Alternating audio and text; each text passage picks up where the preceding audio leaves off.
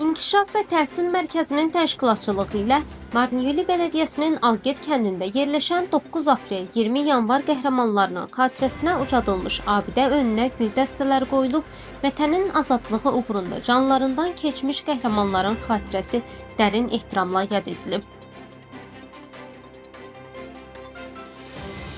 Anım mərasimi çərçivəsində mərkəzin rəhbəri Emin Əhmədov gənclərə 9 aprel faciəsi barədə ətraflı məlumat verib.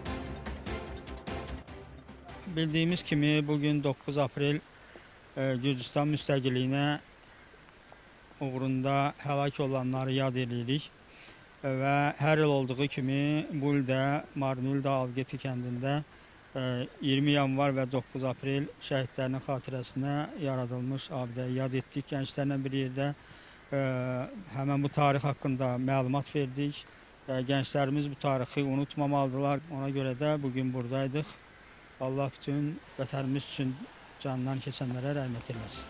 Qeyd edək ki, 1989-cu il 9 aprel tarixində Tbilisidə baş vermiş qanlı hadisələr Sovet ordusunun Gürcüstanın müstəqilliyi tələbi ilə keçirilən dinc nümayişi qəddarlıqla dağıtması ölkənin milli azadlıq hərəkatında dönüş nöqtəsi olub.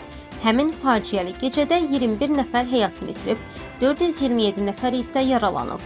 Bu hadisədən 2 il sonra 1991-ci il 9 aprel tarixində Gürcüstanın Ali Şurası ölkənin müstəqillik aktını qəbul edib.